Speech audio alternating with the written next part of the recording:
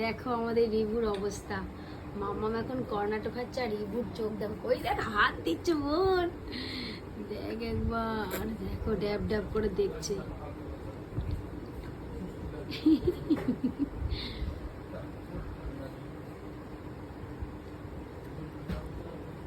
ছোচা পাটুলি আমার review Patuli lily, আর তোর গালে দিয়ে তাকিয়ে আছে দেখ। বোন বোন করিস না এবং ওই দেখ পরে আবার জিপের করেছে একটা, এবং এবার এবার